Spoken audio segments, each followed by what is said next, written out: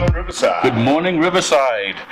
We are here with one of my favorite business persons, Eileen Harvey. How are you? I am well, thank you very much. Thank you so much for taking time. I know how busy you are now because you have a bunch of things going. Yeah. Wanted to talk mostly about the restaurant world and some of the stuff that you guys have done coming into East Providence, and that was a big, huge step for you.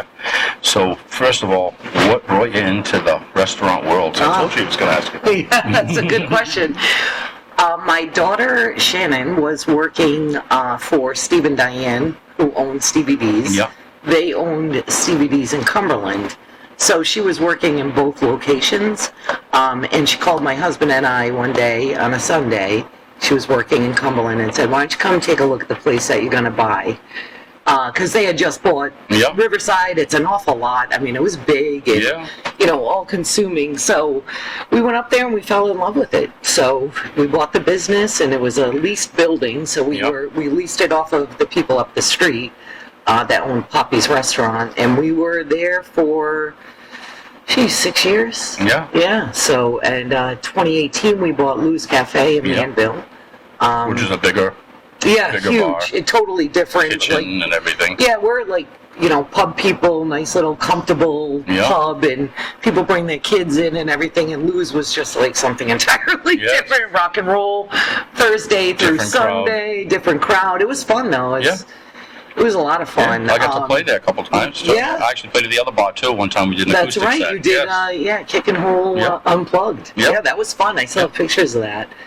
But so we sold both places. Tommy Cummings, who owned Mulhern's, told my brother, he said, look, I'm looking to sell, and I think your sister would do really well here. So sold both places, fought like hell to get into 507 North Broadway. Signed the papers in March of 2022, and then had the whole place gutted, completely remodeled, all new infrastructure, and we opened up in May of 2022. So beautiful booth seating. Yeah, some guy. The booth guy. I don't even know. Like, he was like a ghost. He was a mystery. And not to break away from that, somebody came in the other day and said, boy, I got to tell you, those booths are awesome. I said, you're Tony's friend. Yeah. I said, Tony who? I said, I paid him well. I paid him well. He didn't even give it up. But so the trek back to East Providence. Yep. And so it was, it's strange. Well, it's not strange, but when I was putting together my business plan, I looked at our success in Cumberland, right? So bought it in November of 2016, moved right in, got to work. There were times where we'd look around at each other, like Shannon would be behind the bar, my husband and I would be sitting there, and we're like, where's everybody? Like, did we say something to piss people off? So, and then 2017, it started picking up, and then 2018, it was crazy, and then 2019, I feel like we hit our stride. People would just drive by and they knew they wouldn't be able to get a seat in there. The fish and chips is what was like famous for us, and you get a whale on Fridays, and it was just it was comfortable. Everybody knew each other, or even if you didn't know each other, you did by the time you left because of the amount of space that you were in. And then COVID hit. And we made it through COVID with 2 places, believe it or not. Followed every rule and all that other good stuff. Plastic so when we came here, I said, it's probably going to be, a couple of years before we really hit our stride. Not thinking about all the competition here in Cumberland. There's not a ton of competition. You've got great places up there, but here it's just everywhere you look. There's cool things to do. There's great places to go. So we, just example, last week, guy came in and he was talking to Tyler. Tyler was out from the kitchen, and he said, geez, I live in the neighborhood over here. I didn't even know you guys were here. Isn't that crazy? I have people daily coming in. I live right up the street here. What is that? I had people walked in and said, what happened to the bakery? I said, they're still here. No, they're right next door. You can't smell They walked in the wrong door. So, but, so then the bridge closed. Right? And we took it in the pants. big time. And then the city said, now let's work on the street right in front of your place. 2 years in a row. Yeah, So everybody out here, you think that they're going to be done? Yeah. Like, no, they're coming back next year. I've got big time news for you. But yeah, so be in front of our place would be closed down. Like the street, you'd have to go around. Yeah. And then there was a street close sign at the end of Austin. Because that would be the other way that you would come up, you know.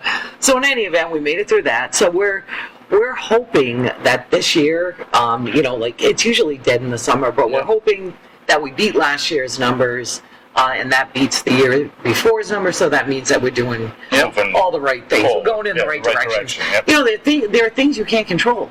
The bridge, where we are in North Broadway with so many ons and off from the highway, people were avoiding it like the plague. And then people in Rhode Island, we're parochial, right? Once we start doing something, we just keep doing that. You know, even if all the conditions that made us do it changed, we just keep going. So, so Shannon and Tyler take care of the day-to-day now. I went back to work full time. Still do a lot of the 10,000-foot stuff, paying the bills, the licensing, all that fun stuff. But I've got to tell you, I haven't had to come up with a special. Which are those are the things that like rack my brain. We also have Steve Anisi, who he was a cook at Farnsworth for a long time. He's in the kitchen. He's been with us for well over a year now, and he's phenomenal. Him and Tyler are a great team. We're pumping out some great food. The food is great. Thank you very much. Tyler makes handmade egg rolls every week, so he's got his chef choice, is whatever hits him as whatever he wants to put into an egg roll. But we've always got our Reuben egg roll. That's always on the menu. One of my favorites is probably the sweet and sour chicken egg roll. We've done General Tso egg rolls. God, you name it. We've put it in an egg roll. You can cook it. We'll shove it in an egg roll. We will shove that bad boy in an egg roll. Lasagna egg roll. I just invented it. That is a great idea. You heard it first here. Yeah, well, that's why I keep them around.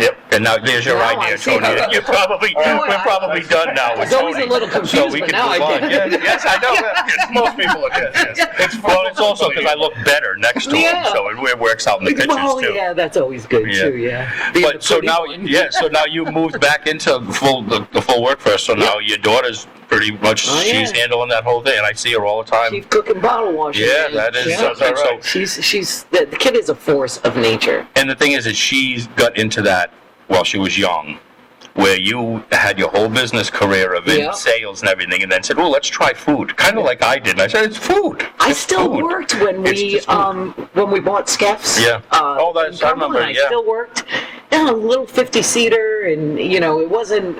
We didn't open till 3, so it wasn't really a big deal. But buying Lou's, I was like, I can't do this. I can't do 2 places and work full time. And because the full time you got to give your full attention to, because someone's paying you to give them their full attention. So. And my boss loved going to Skeff's. We would travel, go on sales calls during the day. He was from Cincinnati, and we would come to Skeff's. I would sit him in a corner, and I'd say, okay, here's the password for the Wi-Fi. And then I would go in the kitchen and cook and come back a few hours later smelling like chicken. I'm like, I'm going to make you a chicken sandwich that's going to blow your mind, Ben. You send the emails, just don't send any to me. I'm not answering them. I hear you. But I just couldn't do both full time. So, but now you get yourself back into that world, so you're back into the sales world, which is kind of your forte. That's your, and I'm not saying that you're not a manager as far as restaurants go. Shannon's a way better manager than I am. She's growing up with it, where you kind of got into it, and that was with me, where I just put people that I kind of knew what they were doing, because I can't do that. You don't want a sandwich from me. Sometimes it doesn't go on the inside of the bread. It doesn't always have to, from what I'm concerned. I feel like a deconstructed sandwich. It's not a bad thing. Figure it out. We put it all on a plate. Most definitely. Get to work. And we give a fork and knife just in case needed. And when I help out in Cumberland, it was easy to help out behind the bar. Small bar, small place. I could bartend. It was not a big deal. Here, I'm an old lady now. I'm like, I don't even know what the table numbers are here. I asked, do you guys need help? And they're like, just no. Yeah. You know, They have a no, good system. God, no. They Please, Oh, yeah. leave us alone. Yeah, well, I've been to a few parties there too, when you guys have put all the food out for the catering for the parties. Yeah, and that. I do all that. I And love then that. you also have some live entertainment there, Sure so do. tell a little bit about that. Who are So, some of the... Every Saturday, we have acoustic from 7:30 to 10:30. Yeah. We start early, end early. Yeah. We've got neighbors, this house is around us. We You try also to have a clientele that's our age. Exactly.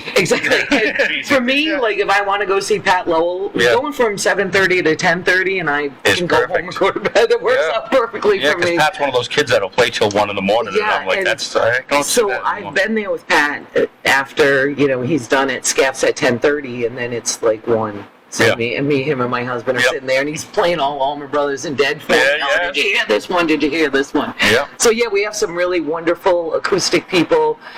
We also have Irish guys that come in. We have this.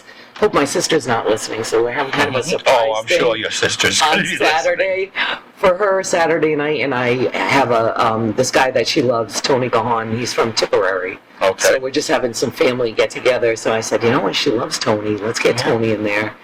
But we have Irish Who acts. doesn't love Tony? Tony. Yeah. Tony. Do you want to give any shout outs to some of your restaurant people that work with you there? The entire staff. Yeah. I mean, 100%. You're nothing without your Yeah. staff. You know this day to day.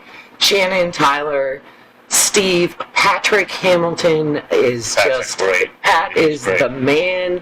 I mean, we've got Logan.